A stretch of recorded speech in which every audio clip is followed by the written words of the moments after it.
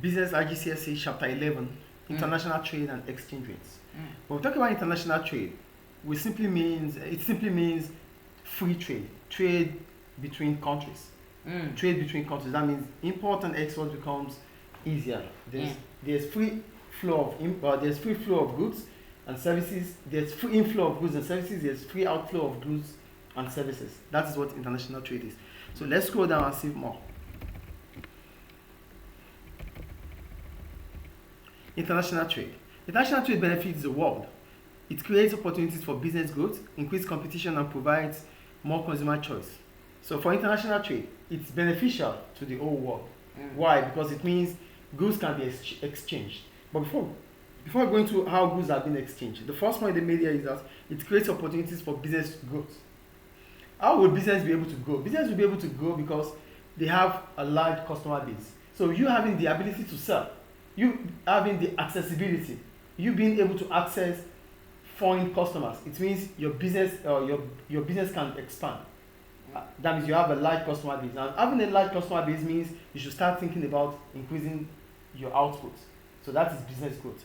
The second point here is that it increases competition. How does it increase competition? It increases competition because domestic goods can have competitors from imported goods. So with domestic products, like we produce bottles domestically, we can also import bottles because there's free trade. So that means we can import bottles into this country and they become competitors for the domestically or locally made bottles. The third point here, it provides more consumer choice. Because we can import to increase competitiveness in the local market, that means consumer has a lot of choice to make. Do you get the points now? Other points made about benefits of international trade allows countries to obtain goods that cannot be produced domestically with international trade. What it brings about specialization. So we concentrate on what we can produce better, and what those things that we cannot produce, we get it from other countries. For example, we produce books here. Oh, we cannot produce laptops, so we can get laptops from abroad. So we can get laptops from foreign businesses. So we concentrate on what we know how to produce best, and whatever we cannot produce, we get it from foreign businesses. Is it clear? Okay. It helps to improve consumer choice. With accessibility for importation, it means consumers have a lot of choice to make. So it depends on consumers to buy domestic made products or imported products. So as a consumer, you can buy domestic products or you buy imported products. It becomes your own choice. Clear? Yeah. And the last point here, provides opportunities for countries to sell off surplus commodities. When we talk about surplus are excesses. So because we have excess in terms of what we produce, the population have enough already. So what do? Instead of letting them become waste, we sell it to foreign customers. So these are the importance of international trade. Are they clear? Yes. So go to the types of international trade or types of trade we have. We have visible and invisible trade. So for visible, that means what you can see, you can touch. You can see, you can touch. That is visible. Yeah. So for visible and invisible, that is invisible, visible and invisible. So we'll go into this. Goods and services sold overseas are called exports. So for trade, we have imports and export. For export, it means goods that are being sold to foreign customers. That is export. We sell these goods abroad. We sell these services abroad. So goods that we sell abroad are visible goods. Clear? Is it clear, please? Yes. Then goods that we buy from foreign businesses, that's imported. So that is imports. So export means selling goods to foreign customers. Import means buying goods from foreign businesses. So export and import are the opposite to each other. Yes. Is it clear? Yeah. So a distinction is made between visible and invisible. So what's the difference between visible and invisible? We call it visible because it involves trade. It involves physical goods like laptops, phones, motor cars. That's the visible. Visible. Visible, basically products that you can see and touch. Touch, yes. So for invisible, like services, tourism, education, these are invisible. That's the invincible. Yes. So invincible trade is services. Services. That you cannot really, Services in or out of the country. Yeah, so you cannot really touch services. Yeah, so services into the country, these are invisible imports. Services out of the country are invisible exports. Is it clear? Yeah. Great. So visible is for products, and the invisible is for services. Yes. Okay. Do you get that? Yes. So what we have, so we have the difference between the total visible exports and imports. So the difference between the total visible imports and visible exports is called the balance of trade or visible balance. So the difference between visible import, visible export, that's the difference. The difference is what we call our balance of trade. Do you get balance of trade now? We call it balance of trade or visible balance. Any question about that? Yeah. So you know we have trade in goods, trade in service. Trade in goods is visible. So trade in goods is either import or export. Trade in services is invisible, which is either import or export. So the difference between trade in goods, import, and trade in goods, export is visible balance or trade balance. I think it's clear. So trade balance is how many? Balance of trade. Is how much you export and. The difference between what we export and import. So export of goods minus import of goods is our balance of trade. Export of goods. So yeah, export of goods minus the import of goods. That is balance of trade. Is it clear? Yeah. So we move on. So it's like mathematics. Yeah. So any question about that? Yeah, no. And for invisible, we have the difference. For invisible, we have the difference between import of invisible goods and export of invisible goods. That's our balance of invisible. Is it clear? Okay. So we move on. Exchange rate. Are you there? Yes. Exchange rate, please. So most countries in the world do not use the same currency. For example, China has the yuan, India has the rupee, America uses the US dollar, and the Britain has the pound sterling. When countries use different currencies, transactions between people and firms in different countries are affected. For example, an Indian visitor to the US cannot use rupee when making payments. So the Indian visitor would have to buy some US dollars. How many dollars could the visitor get for 20,000 rupees? So before we go into this, as soon as we have international trade, so it is important to have exchange rates. So because we need to deal in the same currency. I'm a Nigerian, you are a Libyan, but I'm teaching in Libya. You wouldn't pay me with the Nigerian currency. You have to pay me with the Libyan dinars, right? Yeah, so we have to agree. Yeah, because this is Libya. This is not another country. So we have to agree. So we need to find a unitary currency, a unit currency that we use in our transaction. Unit currency. That is what they meant here. So with international trade, there's bound to be what we call foreign exchange rates. Yeah, it has to be one currency that has to be used for these transactions. Yeah. Is it clear? So foreign exchange. So exchange rate is the price of a country's currency in respect to other countries' currency.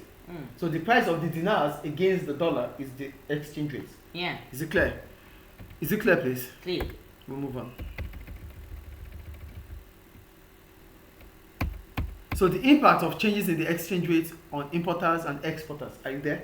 You're not there. Awesome. Yeah. So we talk about the impact of changes in exchange rates on importers and exporters.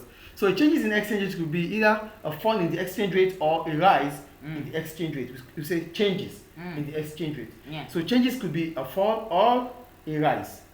An increase in the exchange rate or a fall in the exchange rate.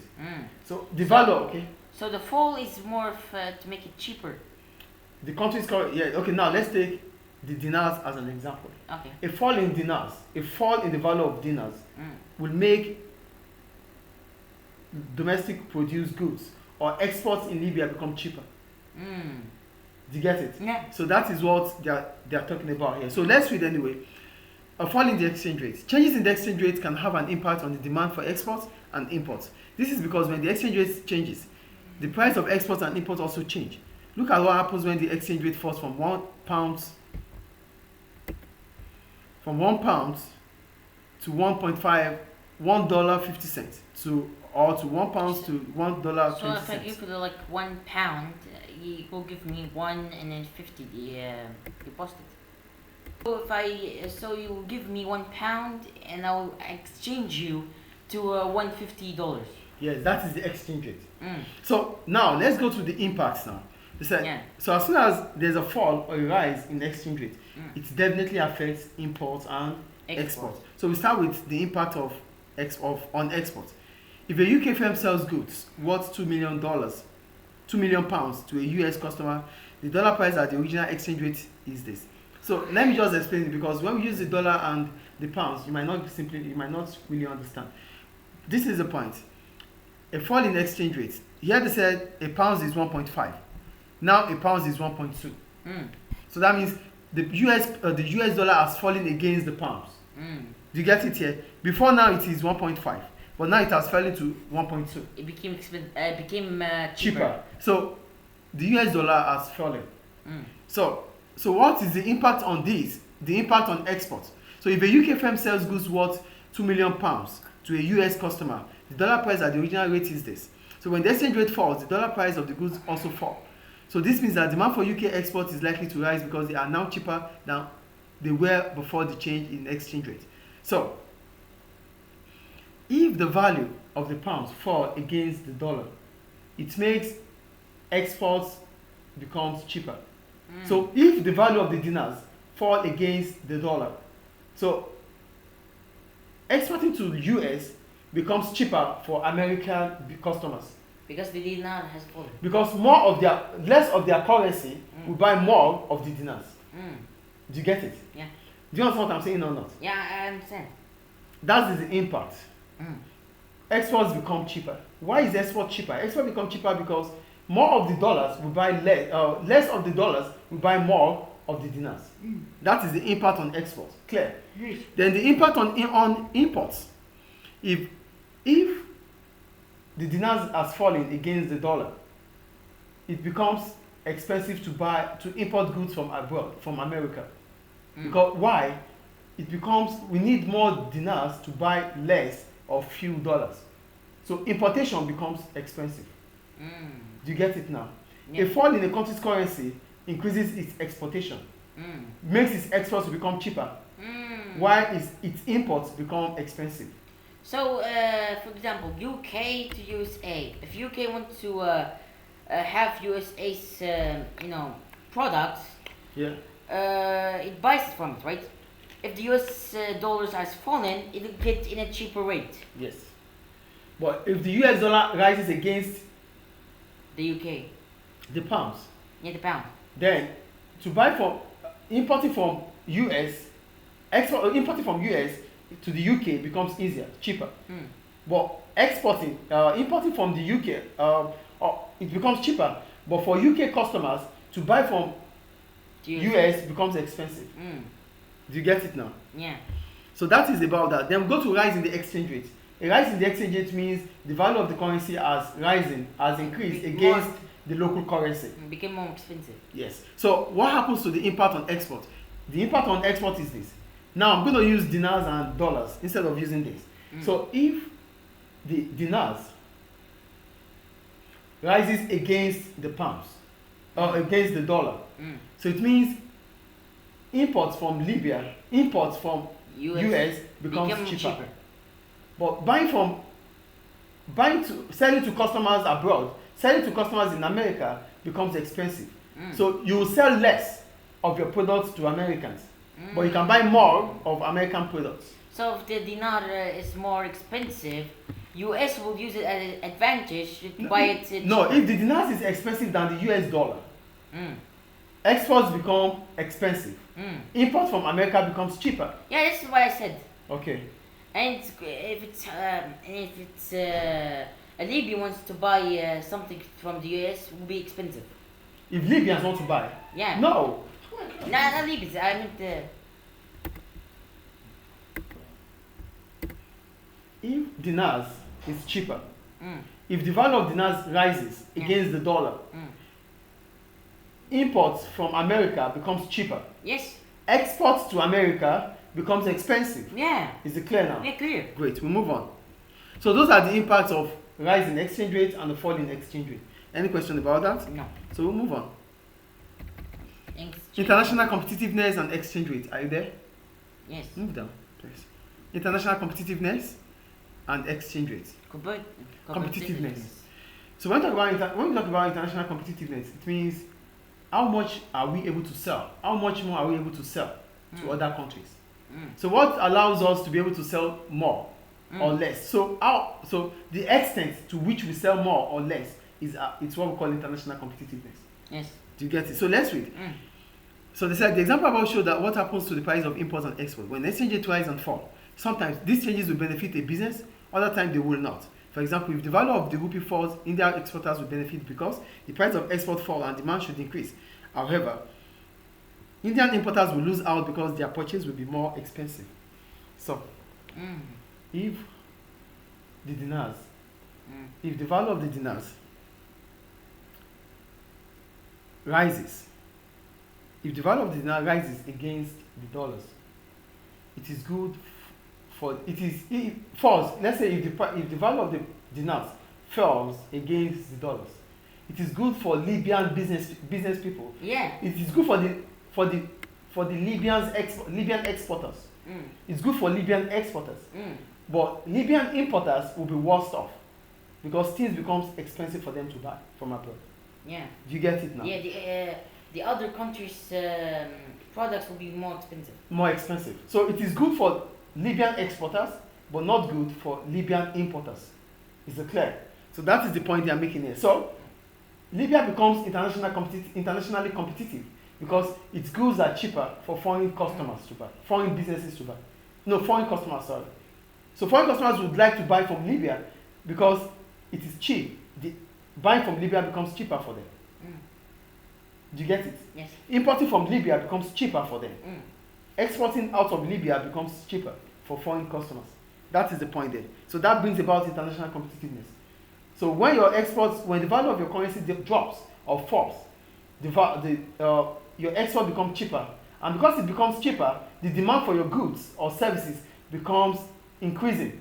Expensive. It increases. Yeah, increases. Because the price falls. And you know, the higher the price, the lower the quantity demanded. The lower the price, the higher the quantity demanded. That is the law of demand. You get the point I'm making here? So if the currency falls, exports become cheaper. Foreign customers will buy more. Is it clear? Is it clear, please? Clear. Sustained changes in the exchange rate can have an impact on the international competitiveness of a country. If the exchange rate falls sharply for a long period of time, this means that all exporters in the country can sell their goods more cheaply abroad. This can have a positive impact on the economy of that country. Higher export sales means more employment, income, and tax revenue for that country. So the advantage of having a fall or a persistent fall in your exchange rate is that it increases employment opportunity. Because exporters, it means demand for your goods will increase. Yeah. And as soon as the demand for your goods increases, businesses that do exports would want to produce more. Then they will have to employ more workers to be able to meet up with the demand. Yes. So employment opportunity increases for that country. Do you get the first point there?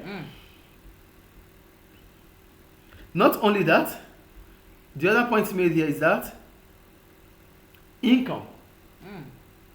Income, people will now start having money in that country because their income will increase because they have employment. Government will also be able to make more in terms of tax revenue. Yeah. Export businesses will start making more profit. They have to pay government taxes, corporation taxes. People start having more jobs.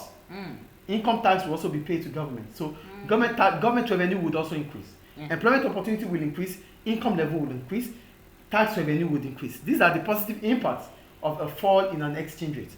Is it clear? Clear. However, a lower exchange rate means that import prices will rise. This means that consumers will have to pay more for overseas goods and holiday abroad, and businesses have to meet the rising cost of imported raw materials and components. Finally, constantly, varying exchange rates cause uncertainty. Businesses do not know, I will explain.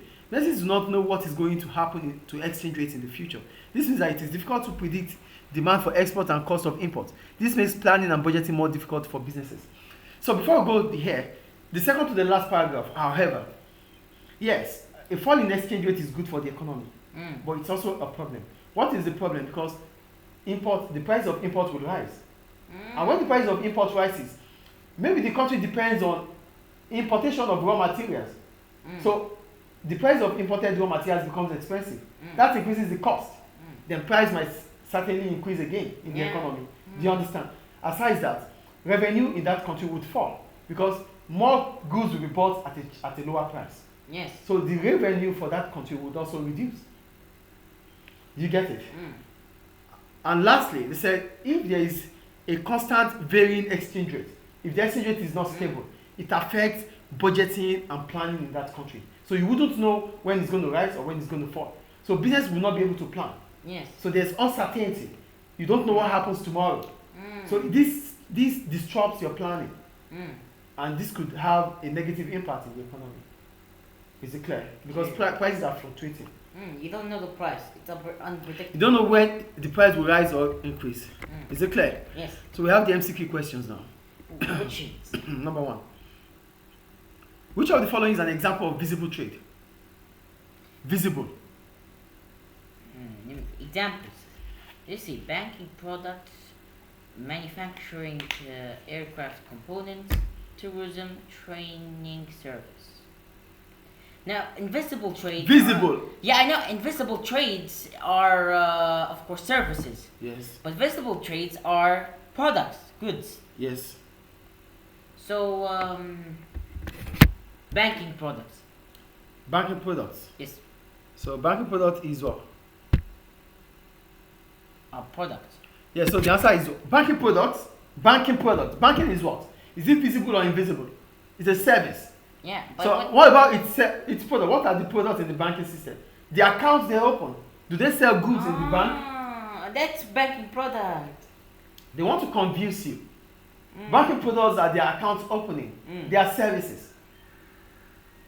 It's services.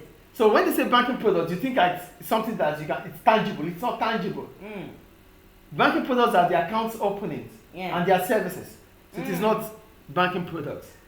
So it's manufactured Aircraft components, yeah, that is visible. It's tangible, you can touch it. Yeah. Is it clear? Yeah, I'm confused with banking products. I thought there are actual products. Banking. Yeah. Banking is a service. So what are the products in the bank? Do they sell goods in the bank? Yeah. Do they sell goods in the bank? No. They sell No, I'm service. actually confused at first. Is it clear now? Yeah, clear. Question 2. Which of the following is an example of invisible trade? Invisible trade. Insurance. Insurance, great. Insurance is Invisible, yeah, service. Question 3. This needs a calculator, yes. Continue, please. Okay. If US dollars are $1 equals €1, 1.20 euro, the cost of the euros to a German business buying US dollars 6.7 million. 6,700,000. 6.7 million, yes. Yeah. Of goods from the US will Of be goods what? from the US will be What? They said the US to the euro is okay. I need 1 to 1.2. So the cost in euros to a German business buying 6,700,000 of goods from the US is what? In euros. So it will be what? So if I'm correct, that should be 6, 7.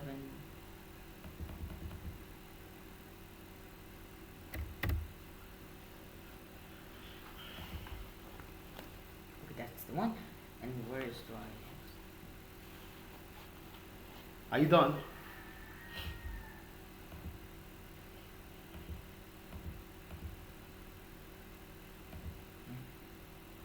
No, it's wrong.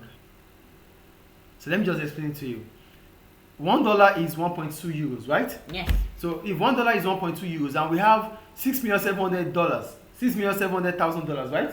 So $6,700,000 multiplied by 1.2, because here is 1 multiplied by this gives us this, but you are multiplying both sides by 6.7 because you need it in euros. So you have to multiply both sides by 6.7. 6.7 million multiplied by 1 is 6.7 million. Then 6.7 million multiplied by 1.2 is 8,040,000. So the answer is C. 8,040,000. Is it clear? Clear. Question D. Question 4, yeah. Okay, this is the first time I know about how to do it. Yeah, is it clear now? Yeah. Great. Question 4. Which of the following will improve the international competitiveness of a country? Let's say a sustained rise in the exchange rate, a sustained fall in the interest rate, higher rate in inflation in that country, a sustained fall in the exchange rate. I don't think C, or I don't think it's B, so we have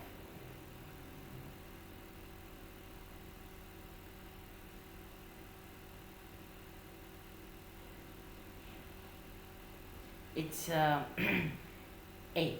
How can it be A? A rise in exchange rate. Mm. If the exchange rate of your country, that means the value of your dinars increases against the dollar.